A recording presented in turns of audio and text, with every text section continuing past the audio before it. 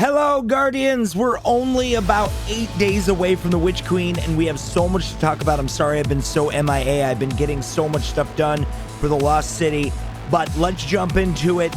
We got some big things happening. We're going to talk about the TWAB, the VDOC, and also the big event that's definitely happening tomorrow. Let's go ahead and watch this, and for the new Guardians out there, enjoy this intro. I'll be on the other side. Heroes of Destiny 2, they are the lone wolves and the fire team by your side. They are the fearless, the boss melters, the melee everything insiders. They are rescuers, revivers, and the solo dungeon divers. The grandmasters that conquer and the secret chest finders. They're space wizards, unstoppable fists, and knife-juggling fashionistas.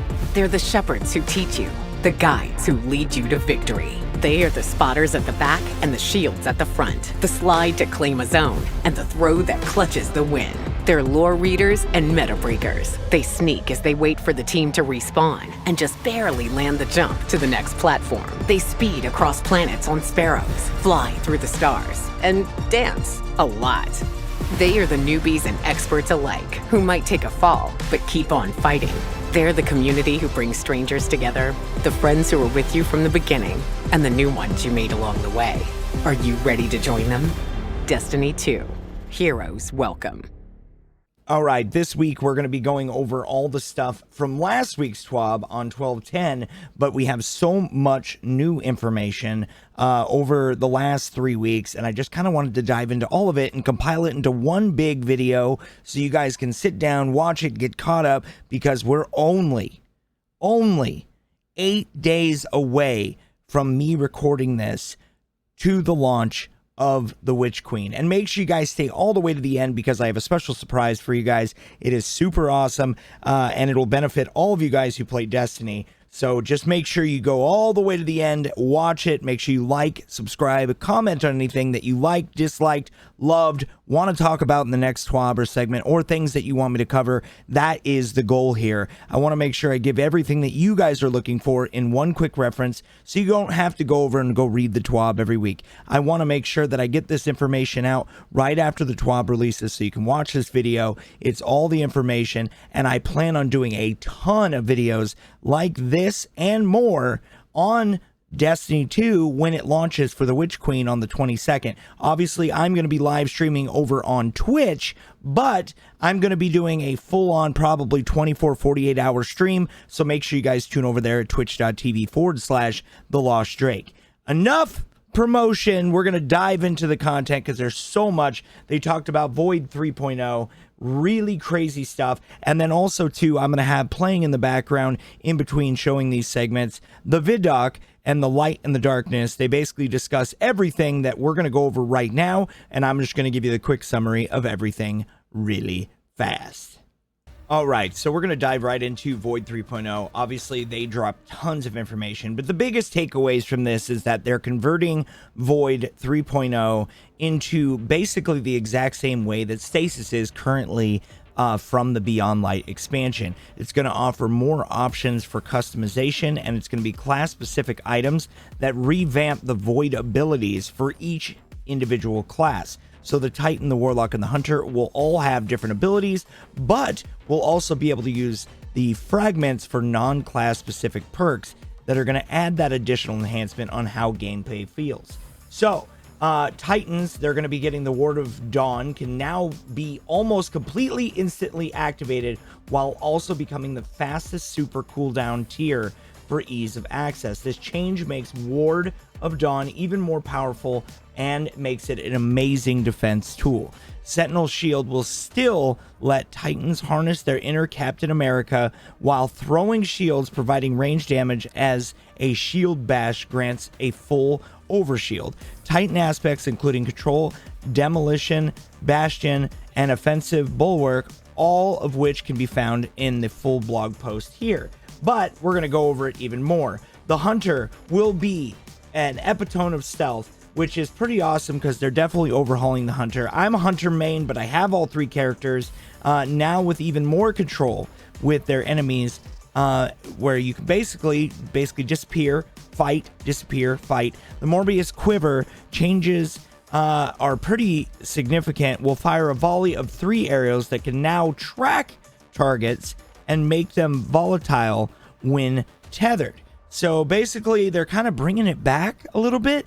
I don't know. We'll see how it is once it actually goes live, once we actually get to play around with it. Deadfall will be void anchors that pull in enemies to a desired location from a surface and target of impact. Snare bombs melee will also do more weakened opponents, particularly in PvP, when it removes an enemy's player's HUD and obstructs their in-game view, which snare bombs could be really huge because if it completely removes everything, they have no tracking, no HUD, that could be really big in PvP. So that might actually give them the one up in PvP. Hunter aspects include trappers, ambush, vanish step, and stylish executioner.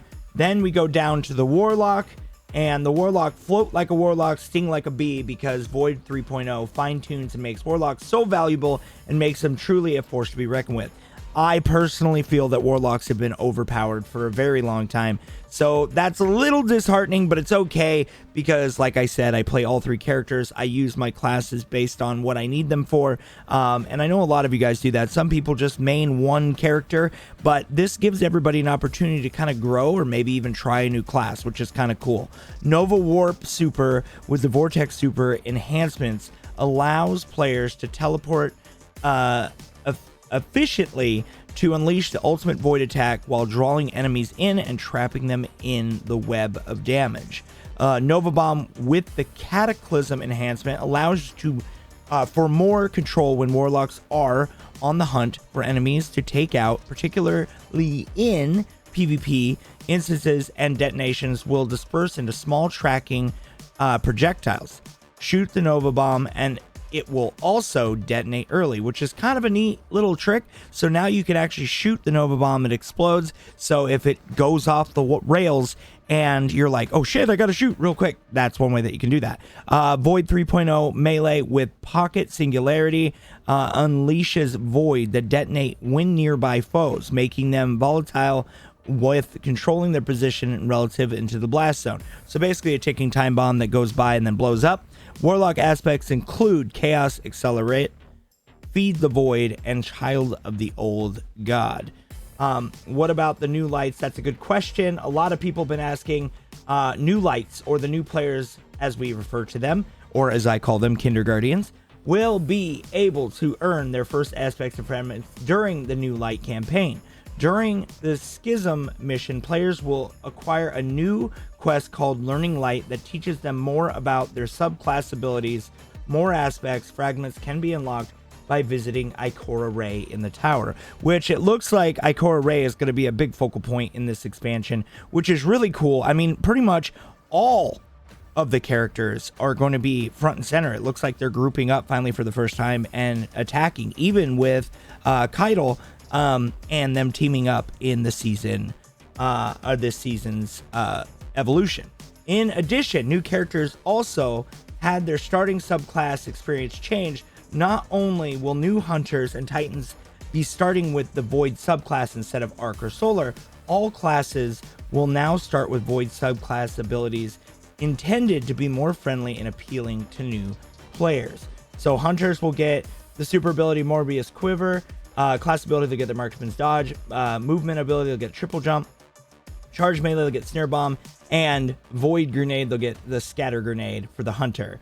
For Titan, for new characters, they're going to be getting super abilities, including Sentinel Shield, class ability Towering Barricade, movement ability Catapult Lift, charge melee, shield throw, and Void Grenade with magnetic grenades. The Warlock will be getting super abilities Nova Bomb Vortex, class ability Healing Rift, movement ability Burst Glide, and charge melee Pocket Singularity, along with void damage being the Vortex Grenades. There's a lot to look forward in 3.0, and not only that, it's just really cool that they're going to be bringing in the fragments and being able to let us customize everything in full extent. So all you new Guardians out there, my favorite Kinderguardians, we freaking love you. You guys are all going to get a chance, and I hope you guys all pick up your copy. If you guys play on PC too, you guys can go to nexus.gg/TheLostDrake and pick up your pre-order along with anything else that you're looking for, maybe past expansions or anything else in between. and you guys can go get there, and it'll help support not only this channel, but the growth in Twitch and also here on YouTube and all content going forward. So make sure you guys go check that out at nexus.gg/LostDrake. And, you know, like I said, guys, I'm always trying to evolve and advance and give you guys options to be able to not only get cheaper versions of the game or maybe specials or sales. I work directly with Nexus, and they've been so awesome so far. So make sure you guys go check them out. We only have a week, so if you haven't pre-ordered it yet, please go do that right now if you're on PC. If you're anywhere else, obviously, unfortunately, I don't have anything right now, but that doesn't mean in the future that I won't for console players or anybody else, Stadia or any other platforms that may be picking up the game for the first time. But I'll keep you guys all updated as we go. So one of the big things that was talked about is the Legendary campaign, which we got a lot more updates after this was actually released. So it's even better that I did this video afterwards. The Legendary campaign is going to be such a cool feature. For all of you guys that know Bungie way back in the day, when they had Halo, Legendary campaign was like the best thing. It was so much fun to just log in with your friends and be able to play and go through on a harder difficulty, and you had that sense of accomplishment. Well, they're doing so much cool stuff with this. So first off, you're going to get double chest rewards, 1 to 3 extra chests per mission. Each chest will give you a world pool gear, XP, upgrades, modules, and glimmer. The Legendary player will also be able to earn Throne World armor and unlocks at a faster rate if you beat it, which is really cool. Basically, higher the level and higher the risk, you're going to get more stuff and get you to that new soft cap in Witch Queen to be ready for the raid 2 weeks later, which is pretty cool because they actually specified this. DMG actually went on to say that it's going to be an 8-set drop. So what that means is out of all 8 pieces, you're going to get a rare drop, whether it's a blue Ingram or an actual weapon piece, and you'll be able to take that and either infuse it into what you currently love, or you can take it and wear it with the new style that drops from that set.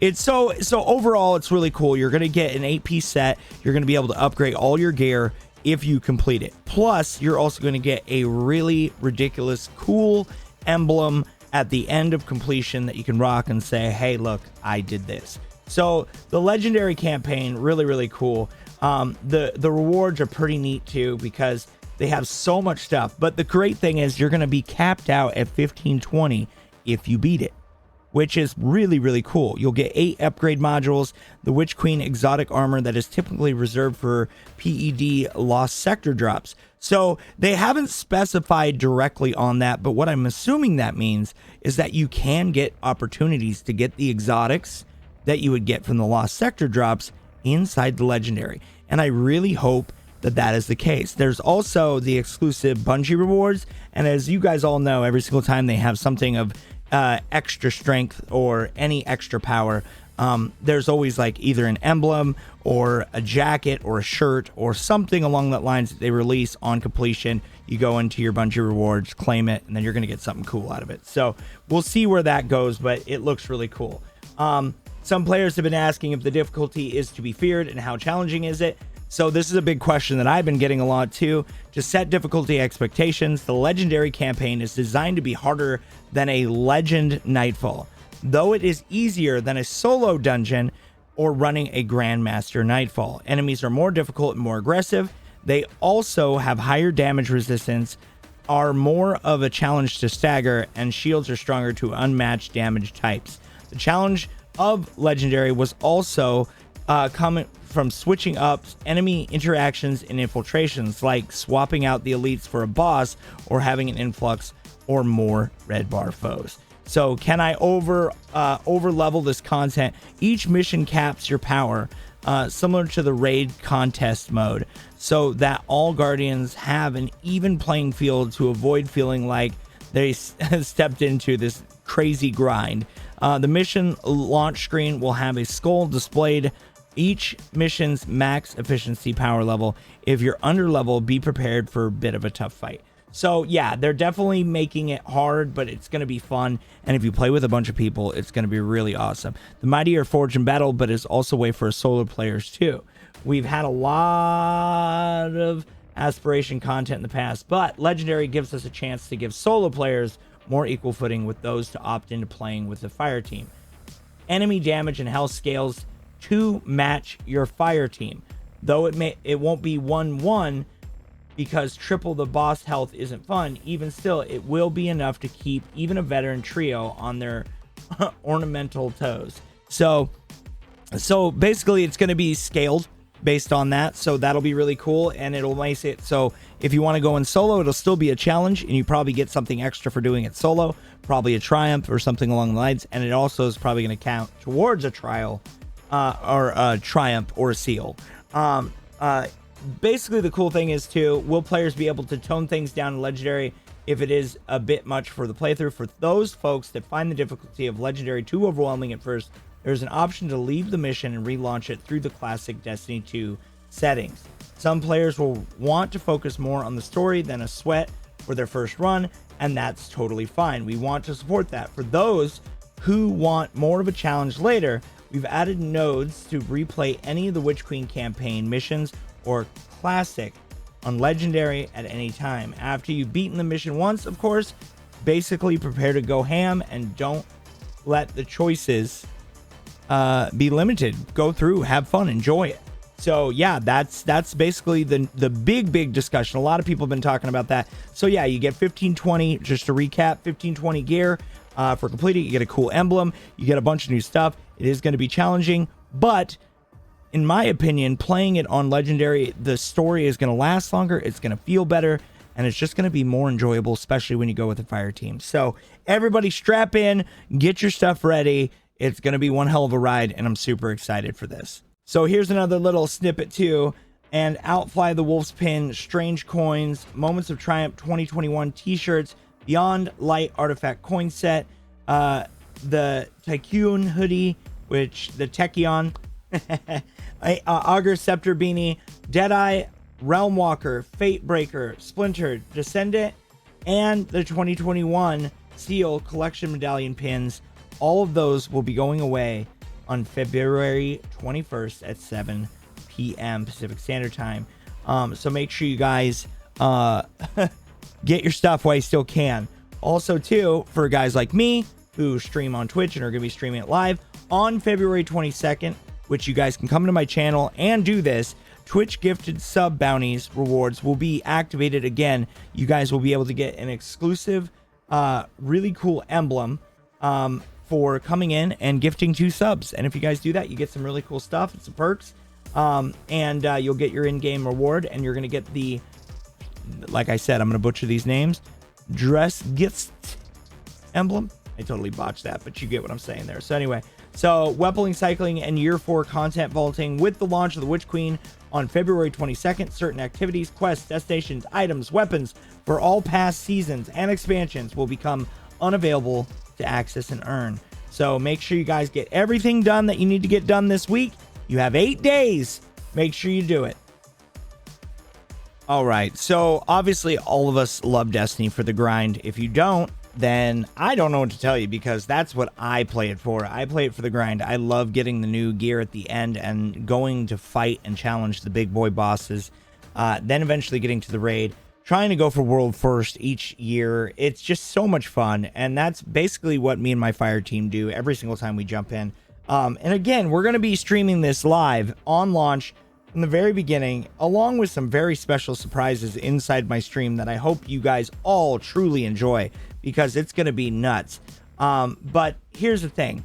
We all have our tower casuals. We all have our battle gear. We all have our raid sets. We all have our different setups. And don't lie, because we all know we go in the tower and we dance around each other and be like, look what I got. Look what I got. So here's the best part that I love more than anything, is that they're adding tons of new exotics. I believe they said 8 new exotics plus the pole arms. So we're going to be getting all those, plus any other secret missions or anything else that they're keeping under their belt, which, can you blame them? They want to keep some things secrets, which is pretty cool. So we're going to scroll down. Obviously this helmet is pretty gnarly. I really think it's pretty cool. The lowly Splendor helm for Titans. It's got like a flaming skull. It's probably one of the coolest things I've ever seen in Destiny. I really do enjoy it, and I think it's hands down next to Saint's helmet probably the best helmet.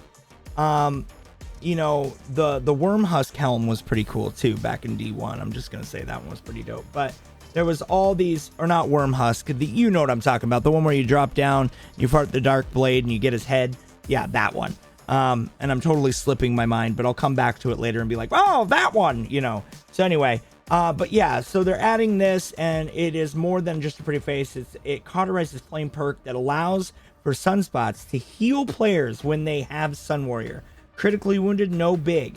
The perk also ensures that Sunspot is created in your location to give you that one last fighting chance with that quick grenade and melee ability recharge and longer supers. Plus more damage, always a good thing. That's freaking crazy. That's crazy. Basically, they're making Titans be able to heal, which is a first. So, sorry, I had to take a drink. Woo! Man, that's a lot. That's a mouthful. There's a lot of stuff going on. So, playtest name, Stag Spot Helm, the Phoenix Cradle. There's just so much stuff that's coming out. Then you have the Titan Hoarfrost Z. The chest piece is also nothing to scoff at, though this is one take at a chillier approach. Basically, you put up a giant stasis wall, but there's a gap in the middle, and it allows you to slow any of the targets that get too close while boosting players and their fire team weapons reload speed, stability, and range. Really freaking cool. It's a different approach on the barricade, which is pretty neat. Warlocks are getting dem legs, and a lot of people have been talking about these legs because not only are they really cool looking, but the fact that you're going to have Devotion Rift perk with shiny walk sticks of power grant player devour when they cast their empowering rift, allowing for both damage and individual players' ability to strip foes and style, but it also heals. Really freaking cool. Super excited for that. I think that'll give definitely a Warlock a really cool option in raids, being able to throw that empowering rift and also heal at the same time. And then you also have the Titan new barricade. Yeah, pretty crazy. Some of these names are so hard to pronounce, but I'm going to do my best without butchering them. So it's Osmiomancy gauntlets for the Warlock with the Fervid Cold Snap perk. The nifty allows for cold snap grenades to have an additional charge that will recharge faster when it makes direct impact. And Seeker spawned from the cold snap grenades also travel further. So that's pretty sweet. Hunters will also be getting some nice stuff too. They are going to be getting the Blight Ranger helm with Voltaic Mirror perk. Lightning lovers, here's where the arc powers can truly shine. This perk allows players to redirect their arc staff to deal an increased amount of damage, and orbs of power generate for all allies. Basically, you get in there and do some damage. Sounds like a good time. So pretty freaking sweet for Arc Striders. You guys are going to get some really neat stuff there. Then they also have the Renewal Grass to look forward to in the depths of the Dustfield perk. This gives Guardians a much larger radius for their Dustfield grenades, sorry, I apologize, while also nerfing incoming damage for allies with the Dustfield range. Any targets locked within that space will also deal out reduced amount of damage, so you can go out there and make those hive cry. So yeah, pretty sweet. That's some pretty awesome exotics that are coming right around the corner. So that pretty much wraps it up for this week's TWAB report, and we only got 1 week left until Witch Queen comes out. We're going to be doing a lot of information bombs on all of you guys, new missions, new campaign information, everything I possibly can starting next week. But as a finishing grace, here is an exclusive collector's edition emblem code. Make sure you guys download it right now. Enjoy. Thank you guys so much. All you Guardians, take care, and I will see you guys on the next segment. Peace.